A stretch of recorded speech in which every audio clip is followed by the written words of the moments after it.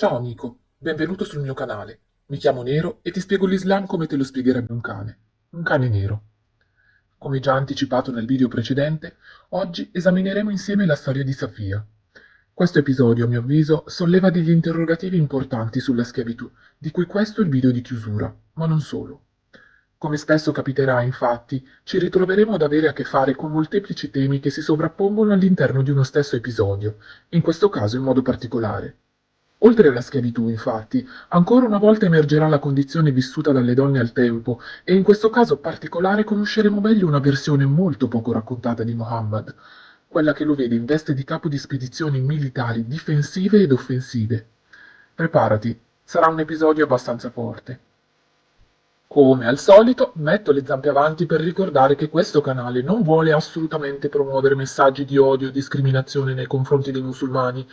Il mio intento è semplicemente quello di evidenziare, esclusivamente attraverso la letteratura islamica, gli aspetti più controversi di questo credo per offrirvi un punto di vista alternativo, che anziché mettere in luce solo i lati positivi, affronta quelli più problematici senza indorare la pillola o costruirci sopra una narrazione forzatamente fluffy, senza per questo voler stigmatizzare i credenti. Guardiamo semplicemente ai testi religiosi per quello che ci dicono, che ci piaccia o meno quello che viene fuori. Faccio anche un'altra doverosa premessa, soprattutto per chi ha magari già ascoltato i miei video precedenti. Noterai che questo video rispetto agli altri avrà più l'aspetto di una narrazione, senza prevedere la lettura di molti hadith. Tuttavia nulla di quello che sentirai è frutto di mia invenzione e non c'è nulla di esagerato o di romanzato negli avvenimenti che seguiranno. Ho optato per questa scelta per il semplice fatto che le fonti, fra hadith e biografie del profeta, sono questa volta talmente tante che sarebbe stato molto difficile farti comprendere per bene questa storia leggendo ogni singolo hadith come faccio di solito. Tutto quello che sentirai è riconducibile a fonti che troverai come sempre in info box, così potrai verificare tu stesso. Ma veniamo a noi. Chi era Safia? Safia era una giovane donna ebrea che aveva sposato il membro di una famiglia molto importante della tribù Banu Qurayza. Questa tribù venne accusata di tradire degli accordi politici e di reciproca tolleranza con il profeta Muhammad e i suoi seguaci. Ma che successe di preciso tra Muhammad e i Qurayza?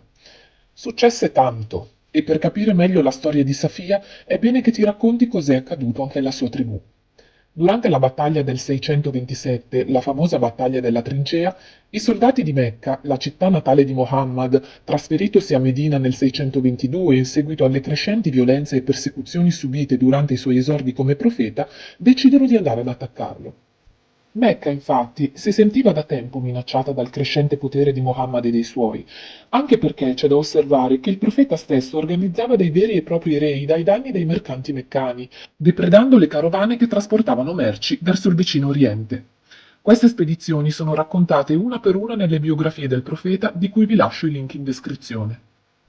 Durante la battaglia della Trincea, quindi, alcune tribù ebraiche di Medina, che erano vincolate al patto di alleanza con Mohammed, sentendosi minacciate a loro volta dal suo crescente potere politico, insorgono contro di lui, mentre i Banu Qurayza, ritenuti troppo poco collaborativi nelle operazioni di difesa della città, verranno accusati di tramare alle spalle di Mohammed e di aver complottato contro di lui con gli invasori meccani. Certo, tenendo per buono che le cose siano andate così, dopotutto sentiamo la campana dei biografi di Mohammed, avere rivolte interne non deve essere stata una situazione desiderabile mentre si è già sotto assedio. Tuttavia, questo ci fa capire chi fosse Mohammed, oltre al suo ruolo conosciuto di profeta. Mohammed era anche un uomo politico, dunque una persona che cercava consensi, era un capo militare con dei nemici che non disdegnava di contrastare anche con la forza. A Medina stava cominciando a diventare influente e probabilmente scomodo. Mohammed lo capisce ben presto e se all'inizio della sua fase profetica a Mecca il suo atteggiamento nei confronti delle altre comunità era più morbido, essendo in minoranza, man mano che il suo gruppo si faceva più numeroso cambierà atteggiamento e tenderà ad optare per una politica più militarista e, come vedremo, spesso violenta. Torneremo su questo aspetto, fidatevi. Come vedete, le diramazioni che partono da un singolo episodio sono letteralmente infinite. Le prime due tribù di ebrei, ad ogni modo, vengono espulse da Medina, buona parte dei loro beni verranno espropriati e i loro terreni faranno parte da quel momento del califfato musulmano. Tuttavia, essendo buoni coltivatori, gli ebrei poterono continuare a coltivare la terra loro espropriata a loro spese, dando però la metà del raccolto al profeta.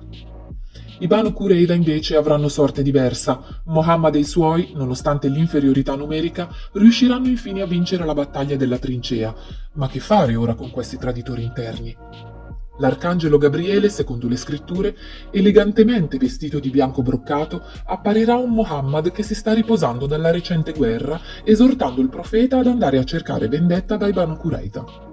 Muhammad quindi torna ad armarsi, convoca i suoi e si mette in viaggio per cominciare l'assedio alla vicina oasi di Khaybar, dove era a distanza la tribù dei Qurayza.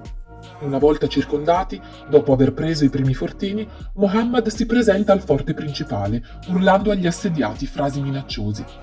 Dopo 25 giorni, ai Banu Qurayza ormai allo stremo, vengono date due opzioni: o combattere fino all'ultimo sangue o arrendersi sperando nel perdono di Muhammad, accettandolo come loro nuovo profeta.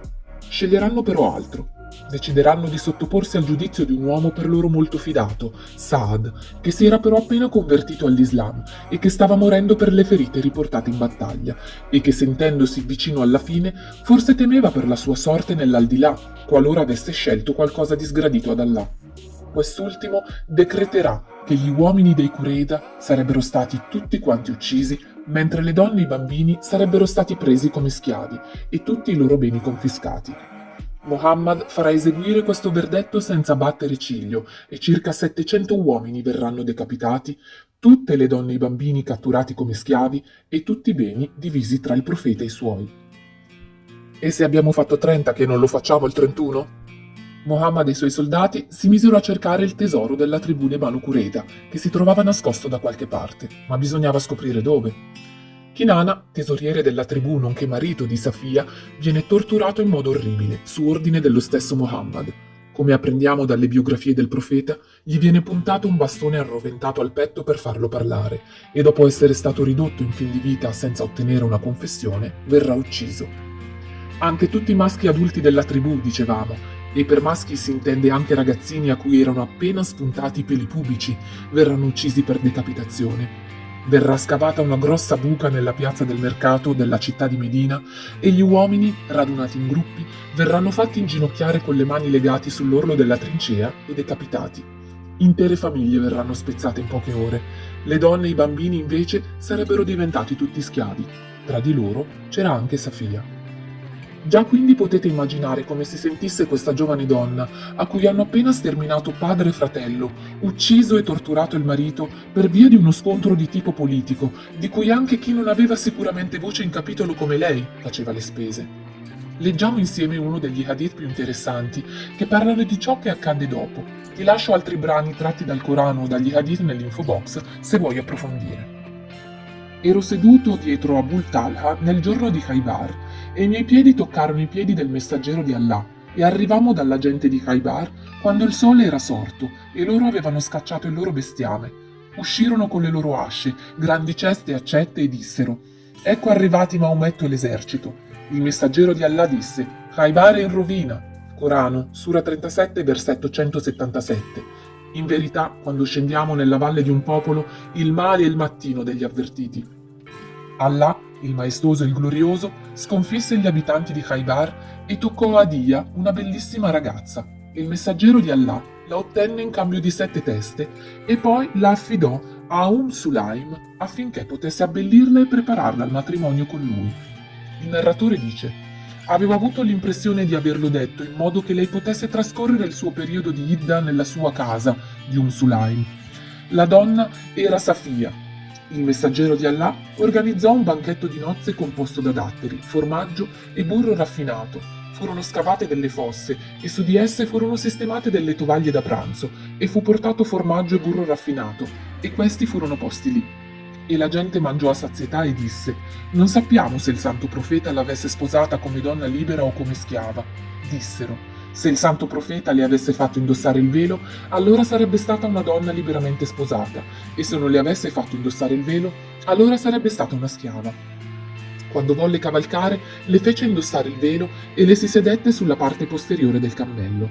Così vennero a sapere che l'aveva sposata. Mentre si avvicinavano a Medina, il messaggero di Allah guidò velocemente e così facemmo. Adba, il nome del cammello dell'apostolo di Allah, inciampò e il messaggero di Allah cadde e Safia cadde anche lei. Il santo profeta si alzò e la coprì. Le donne guardavano verso di lei e dissero: «Possa Allah tenere lontana l'ebrea». Il narratore disse: «Ho detto, Aba Hamza, il messaggero di Allah è davvero caduto?» Ha detto: «Sì, per Allah, in effetti è caduto». Da questa vicenda si possono notare diversi elementi critici. Il primo riguarda il passaggio di mano in mano di Safia. Dopo essere stata fatta prigioniera di guerra a seguito della caduta della sua tribù, la ragazza era stata assegnata a Dia, ma il profeta l'ha voluta per sé e l'ha ottenuta in cambio di 7 teste, ossia di 7 schiave. In un altro hadith che ti lascio nell'info box è scritto che il profeta fece della sua liberazione il suo mahr. Il mahr è la somma che lo sposo, fin dall'epoca preislamica, pagava al padre della sposa per poter contrarre le nozze. Il prezzo che Muhammad avrebbe dovuto pagare ad un uomo che ha fatto peraltro ammazzare poco prima è semplicemente quello di liberare la figlia. Libertà che consiste nel renderla sua moglie facendole indossare il velo. Come abbiamo visto nel video della scorsa settimana, il velo era il segno distintivo per distinguere le donne rispettabili dell'umma dalle schiave, in cui il capo scoperto le identificava come femmine accessibili a chiunque. Insomma, anziché da chiunque, Safia sarebbe stata stuprata solo dal capo dei capi. Che fortuna, mi verrebbe da commentare. Questo solleva questioni significative, se ancora vogliamo dire che gli schiavi nell'Islam godevano di migliore trattamento. Un altro hadith ci rivela un ulteriore dettaglio controverso di questa vicenda. Siamo arrivati a Khaybar e quando Allah ha aiutato il suo apostolo ad aprire il forte, la bellezza di Safia, il cui marito era stato ucciso mentre lei era sposa, è stata menzionata all'apostolo di Allah. Il profeta la scelse per sé e partì con lei, e quando raggiungemmo un luogo chiamato Sid as-Saba, Safia divenne pulita dalle sue mestruazioni, quindi il messaggero di Allah la sposò. Si evince quindi che Safia abbia visto finire il proprio ciclo mestruale poco dopo la battaglia, essendosi sposata la sera stessa con il profeta, e che non ha avuto nemmeno il tempo di piangere la morte dei suoi cari prima di diventare la moglie di Muhammad. Non era importante per lui che elaborasse il lutto, che fosse passata da cittadina libera a schiava e poi sposa nel tempo di un niente. Bastava semplicemente che avesse terminato le mestruazioni per iniziare una nuova vita matrimoniale con colui che le aveva appena sterminato la famiglia. Disumano si può dire? So bene che mi verrà fatto notare che questa vicenda va inquadrata nel giusto contesto storico, che si tratta di dinamiche di guerra sempre esistite e che il rispetto del benessere mentale ed emotivo è un qualcosa a cui si è iniziato a dare importanza solo recentemente. Tuttavia, anche volendo inquadrare come è giusto che sia certe vicende in un contesto storico lontano dal nostro, mi chiedo come si possa trarre da qui anche solo una vaga ispirazione per parlare di empowerment femminile o miglioramento della condizione della schiavitù leggendo questi racconti. So che probabilmente questa mia affermazione sarà vista come provocatoria da un credente, che invocherà il contesto e il diritto del profeta a difendersi dai nemici, che a loro volta però reagivano ai suoi assalti alle carovane, ma leggendo il racconto di Safia fatico a leggerci un messaggio positivo o a liquidarlo con un semplice «erano altri tempi». Di fatto questa storia è narrata in hadith considerati canonici e quindi fa parte dei testi sacri, al pari di altri episodi invece più edificanti, e non dimentichiamo che viene spesso raccontato che il messaggio dell'Islam è valido per ogni epoca. Forse qualcuno mi dirà che per apprezzare appieno questo credo è necessario filtrarne il buono, cogliere solo i messaggi positivi, ma questa modalità è letteralmente un cherry picking, una selezione accurata di ciò che fa comodo escludendo il resto, mentre invece credo che sia necessario conoscere tutti gli aspetti di una religione, sia quelli più luminosi che quelli oscuri, per valutare con oggettività. E poi pensaci, sulla base di quale logica se ad esempio 2 hadith sono classificati autentici e uno dei 2 descrive un avvenimento violento, bisogna per forza scartare quello cattivo? Non è forse una forma di confirmation bias? Mi viene insegnato che Muhammad è un uomo mite, addirittura l'uomo migliore che abbia camminato su questa terra, per cui tutto ciò che contraddice questo presupposto è falso, anche se il sistema di classificazione implementato dagli stessi sapienti della scienza degli uomini decreta che questi hadith sono validi quanto altri che dipingono il profeta sotto una luce migliore. Per quanto non faccia piacere dover riconsiderare credenze nelle quali siamo stati introdotti da sempre, nelle quali abbiamo investito emotivamente, dovremmo poter tenere la mente aperta a tutto, anche a nutrire il dubbio con la necessaria obiettività. E tu cosa ne pensi? Siamo alla fine e ti dico la mia. Credo sia più probabile che Mohammed, che in questo frangente vediamo dirigere eserciti, assaltare carovane, far torturare un uomo per mettere le mani su un tesoro, scambiare schiave e prendere per sé quelle più avvenenti, fosse un leader molto carismatico e dalle indubbie abilità militari, che aveva capito come motivare i suoi soldati attraverso quello che è sempre stato uno degli strumenti migliori in mano al potere, la religione. Fammi sapere qui sotto con un commento cosa ne pensi e non dimenticarti di iscriverti al canale e attivare la campanella delle notifiche. Inoltre, se hai un tema di cui ti piacerebbe sentir parlare, fammelo sapere lasciando un commento qui sotto. A presto, Nero.